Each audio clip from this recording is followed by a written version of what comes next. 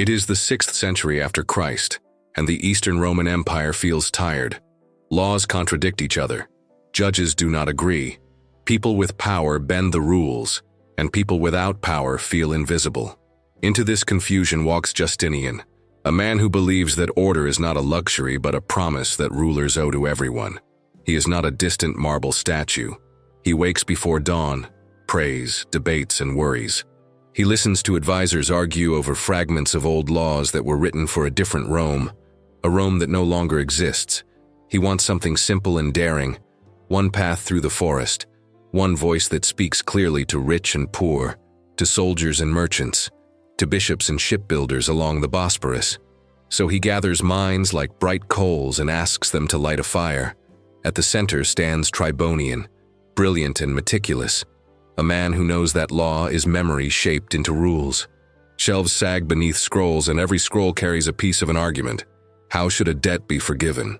Who owns the olive trees when a boundary shifts? What is fair when a promise is broken in the marketplace? They sift and compare and argue for months. They cut away what is empty, stitch together what still breathes, and give names to the 4 great pillars that will hold the new house upright. First comes the Codex, a careful selection of imperial decisions from centuries past, cleaned and strengthened to fit the present. Then the Digest, a deep well of wisdom gathered from the finest Roman jurists, voices from long ago speaking again in clear lines. Next, the Institutes, a small and graceful book that teaches young minds how justice is supposed to work, the way a master builder teaches an apprentice to read the grain of wood. Finally, the novels, living laws that will grow with the world as it changes. There is a human cost to this dream. Justinian is both gentle and unyielding. He believes he has a duty given by God to protect order, yet he is also a ruler who must survive storms. When the city erupts in fury during the Nika riots, he hesitates. The streets roar, the palace trembles. And then Theodora, his partner in courage, tells him that imperial purple makes a noble shroud. It is a quiet line with iron inside it. He stays. He chooses the harder road to rebuild rather than run. While the scribes scratch and the judges test each rule, life goes on. Traders weigh spices in the markets, sailors fold sails on ships bound for Alexandria, and children chase one another under the shadow of new domes. None of them know that words written in wax tablets today will travel farther than any ship, that they will cross centuries and languages and shape courts that have not yet been imagined. Here is a small curiosity. Long after Justinian is gone, a monk in Italy named Irnerius stumbles upon the Digest like someone finding a buried library. He reads, he teaches, and students fill narrow rooms with questions. They copy notes so carefully that their pages become the first modern legal commentaries in Europe. Another small surprise. Some Byzantine rules tried to limit what lawyers could charge, so clever advocates accepted gifts instead of fees. Human nature always finds a side door. You can feel the push and pull in every chapter. The code wants fairness, yet it grows from an empire where power is uneven. It offers clarity, yet it is born from compromise. It protects property with strong hands, and still, ordinary people wait for their turn to be heard. That is the puzzle of law. It is both ideal and instrument, a map and a mirror. If you had the chance to rewrite the rules of a nation, where would you begin? With mercy for the poor, with protection for families, with limits on rulers. Justinian chose to start with order, believing that fairness needs a solid floor. He may not have solved every injustice, but he gave the world a language for arguing about justice with more light and less heat. So let us step into this story together.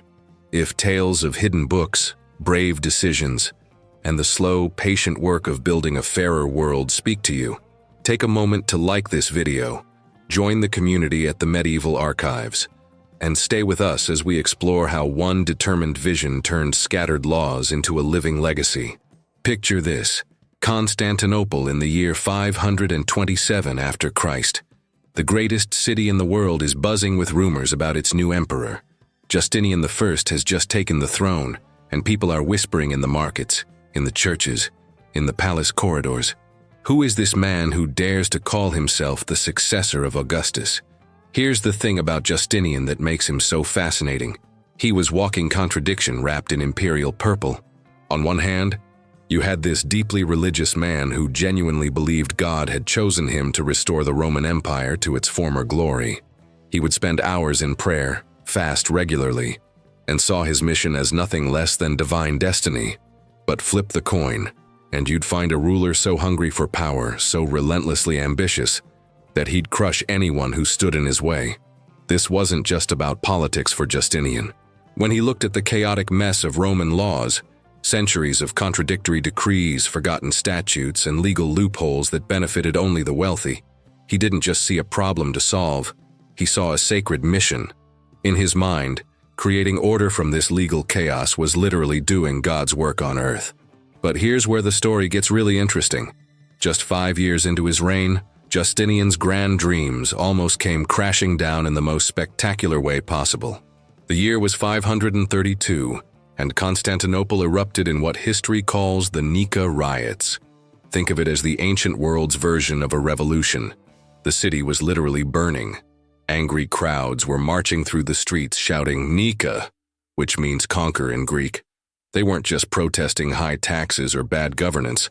They wanted Justinian's head. The emperor, who dreamed of reforming the entire legal system of the empire, was trapped in his own palace, watching his capital city tear itself apart.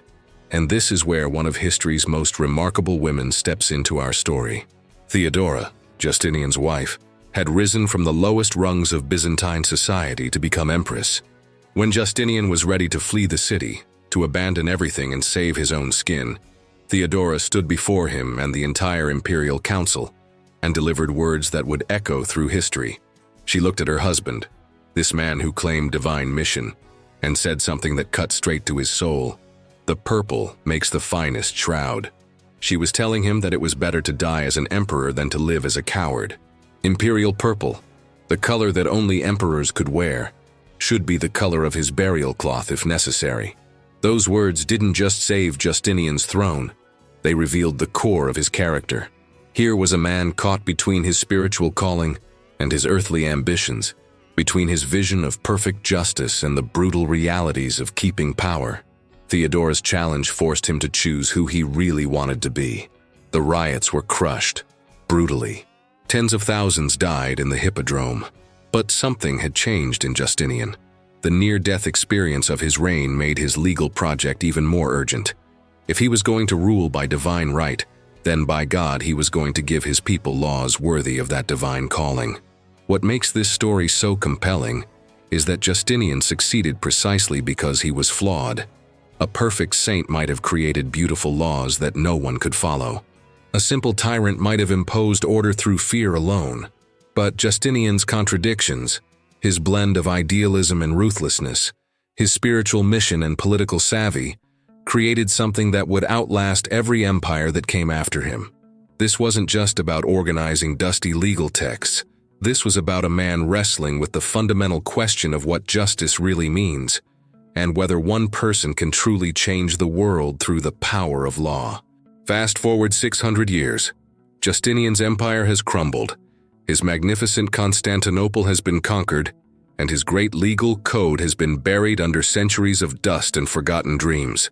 Europe is stumbling through what we call the Dark Ages, where law often meant whatever the local lord decided it meant that particular morning. But here's the beautiful thing about knowledge. It has this incredible way of surviving even when everything else falls apart. Picture a small Italian city called Bologna in the year 1150 after Christ. It's not much to look at. Narrow cobblestone streets, modest buildings, the kind of place you might pass through without a second thought. But something extraordinary is happening in the shadows of an old monastery library. A monk named Irnerius is hunched over a manuscript that most people would dismiss as ancient garbage. The parchment is cracked, the ink faded, some pages are missing entirely. But Irnerius recognizes what he's holding, and his hands are actually trembling. This isn't just any old book. This is a nearly complete copy of Justinian's Digest, the massive collection of Roman legal wisdom that had been lost to Western Europe for centuries. Now, here's what makes this moment so incredible. Irnerius wasn't just some dusty scholar hoarding knowledge for himself. He was a teacher, And when he began explaining what he'd found to his students, word spread like wildfire through medieval Europe.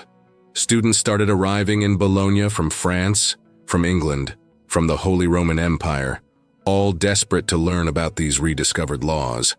Think about what this meant. For generations, European law had been basically whatever the strongest guy in the room said it was. Kings made up rules as they went along. Nobles settled disputes with swords more often than with reason. But here was Irenaeus, showing them a completely different way of thinking about justice. Systematic, logical, based on centuries of careful reasoning rather than raw power. The impact was absolutely mind-blowing. Within a generation, Bologna had become Europe's first true university, and law was its crown jewel. Students who learned Roman law there went back to their home countries and started transforming legal systems across the continent. They weren't just copying Justinian's Code word for word. They were adapting it, arguing about it, using it as a foundation to build something new. And here's a detail that gives me chills every time I think about it. Among those students influenced by this legal renaissance was a young Italian writer named Dante Alighieri. Yes, the same Dante who wrote the Divine Comedy. When he crafted his vision of hell, purgatory, and paradise, he drew on legal concepts that traced back through Irenaeus all the way to Justinian's court. The structure of divine justice in one of literature's greatest masterpieces was shaped by a legal code written by a Byzantine emperor centuries earlier. But let's be honest about something. This rediscovered law wasn't some perfect system of equality and justice for all. Justinian's Code still reflected the social hierarchies of its time. It gave extensive rights to property owners, detailed procedures for commercial disputes, sophisticated rules for inheritance among the wealthy. But if you were a peasant working someone else's land, if you were a woman with no male relatives, if you were at the bottom of society's ladder, the code didn't have much to offer you. Here's the thing, though. Even an imperfect system was revolutionary compared to what came before. For the first time in centuries, European legal scholars were working with laws that were written down, organized, and based on consistent principles, rather than just the whims of whoever happened to be in charge. A merchant could actually predict what would happen if someone broke a contract.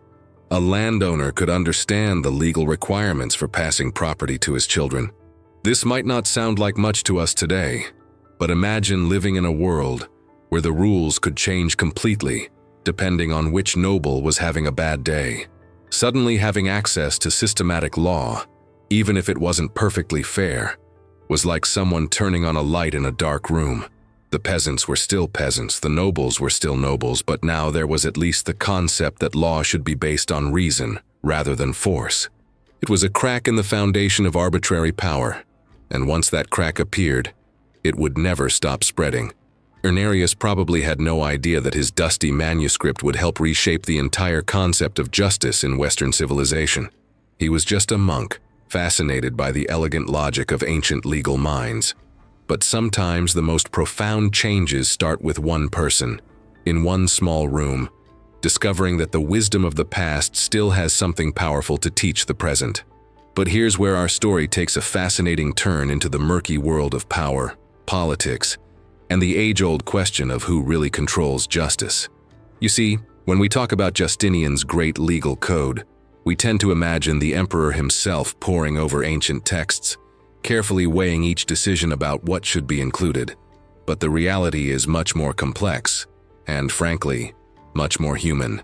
Meet Tribonian, a man whose name most people have never heard, but who might have had more influence on Western law than almost anyone in history. He was Justinian's right-hand man for legal matters, the person actually running the massive project of compiling the Digest. And this is where things get really interesting. The Digest was supposed to be this pure collection of the greatest Roman legal minds, brilliant jurists like Ulpian, Papinian, and Paulus, whose wisdom had guided Roman law for centuries. But here's the thing that should make us all pause and think. These legal experts had been dead for 200, 300, even 400 years by Justinian's time. So when Tribonian and his team were deciding which passages to include, they weren't just selecting the best legal thinking. They were essentially putting words in the mouths of long-dead scholars, and nobody alive could contradict them. It's like someone today claiming to quote the exact words of a famous judge from the year 1600, knowing that no one can fact-check them. And this is where the shadows start to creep in. Tribonian wasn't just some neutral scholar trying to preserve ancient wisdom. He was a political operator who understood exactly what his emperor wanted to hear. When he found passages from old Roman jurists that didn't quite align with Justinian's vision of imperial power, well, let's just say those passages had a tendency to get edited or left out entirely. Think about what this means.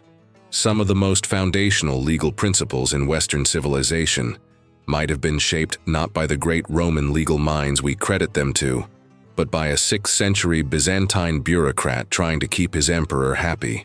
It's like discovering that your favorite historical quote was actually written by someone's assistant centuries later. But here's an even more delicious irony about this supposedly perfect legal system. Remember how Justinian was trying to create order and eliminate corruption? Well, he included a law that sounds almost quaint today. Lawyers were forbidden from charging fees for their services. The idea was that justice should be pure, that legal advocates should serve out of duty rather than profit. Sounds noble, right? But if you think lawyers have ever worked for free in the entire history of civilization, I have a bridge in Constantinople to sell you. The reality was absolutely hilarious. Officially, lawyers couldn't charge a single gold coin for their services, but somehow, mysteriously, their clients kept showing up with generous gifts. Pure coincidence, of course. A successful case might be followed by a gift of fine silk or rare spices, or, most commonly, a heavy bag of gold coins presented as a token of friendship and gratitude. The legal community developed this elaborate dance around the fee prohibition. Lawyers would discuss their cases in great detail with potential clients, explaining exactly how difficult the work would be, how much time it would require, and how expensive their household expenses happened to be that month. Then, completely separately and with no connection whatsoever, grateful clients would remember their lawyer in their prayers, and perhaps express that gratitude through entirely voluntary gifts. It was corruption with a smile, systematic rule-bending dressed up as generosity. And the best part? Everyone knew exactly what was happening, from the lawyers to the clients to the judges to probably Justinian himself. But as long as no one officially charged a fee, the law was technically being followed. This tells us something profound about the gap between idealistic laws and human nature. Justinian could decree that lawyers should work for free, but he couldn't decree away their need to eat, to support their families, to maintain the lifestyle that their education and social position demanded. What emerges from these shadows isn't necessarily a condemnation of Justinian's Code, but rather a recognition that all legal systems are human creations, shaped by human ambitions, limitations, and compromises. The brilliant legal principles that emerged from this process were real and lasting, but they came wrapped in political calculation and everyday human weakness. And maybe that's exactly why Justinian's Code has endured for 1,500 years. It wasn't created by perfect saints or pure philosophers. It was crafted by people who understood power, who knew how to navigate human nature, who recognized that lasting change requires not just noble ideals, but practical wisdom about how the world actually works. The shadows behind the law don't diminish its light. They make it more human, more understandable, and ultimately more relevant to our own struggles with justice and power. So what do you think? Did you know that Justinian almost lost his throne to an angry mob before he even created his famous code? If you're enjoying these surprising twists in history, subscribe to the Medieval Archives channel, hit that like button, share this video, and drop a comment below. What ancient law would you abolish if you had the power? Now here's the truly mind-blowing part of this story. Justinian died in the year 565 after Christ, convinced he had saved the Roman Empire. His beloved Constantinople would eventually fall to the Ottomans. The Byzantine Empire would crumble into dust. Even the language his code was written in would become a scholarly curiosity. But somehow, his legal ideas didn't just survive. They conquered the world in ways no army ever could. Think about this for a moment. Every time you sign a contract, every time you buy a house, every time you get married or divorced or start a business, You're operating within a legal framework that traces its DNA back to that ambitious emperor in 6th century Constantinople. The fingerprints of Justinian's Code are all over the legal systems of France, Germany, Italy, Spain, Brazil, Japan, and dozens of other countries around the world. But perhaps the most fascinating and troubling part of this legacy is a principle that Justinian embedded so deeply in legal thinking that we barely question it today. It's the idea that ignorance of the law is no excuse. In Latin, they called it ignorantia juris non excusat. But the concept is simple. You're expected to know and follow the law, whether you actually know it or not. When Justinian's legal team came up with this principle, it probably made sense. The Roman Empire had a relatively small set of clearly written laws, and most legal disputes involved wealthy, educated people who could reasonably be expected to understand their legal obligations. But fast forward 1,500 years, and we live in a world where legal codes are thousands of pages long, written in language that even lawyers struggle to decode. In the United States alone, there are hundreds of thousands of regulations on the federal level, plus state laws, county ordinances, city rules, and professional standards. No human being could possibly know all the laws that technically apply to them, yet we still hold people responsible for breaking laws they never knew existed. A small business owner can face devastating fines for violating obscure regulations they never heard of. A person can commit a federal crime by carrying a lobster in the wrong kind of bag. Yes, that's a real law. Someone can accidentally become a felon by filling out a government form incorrectly. This raises a profound question that Justinian probably never imagined. At what point does the principle of ignorance is no excuse become fundamentally unjust? When laws multiply beyond any reasonable person's ability to understand them, are we still living by Justinian's vision of ordered justice, or have we created something else entirely?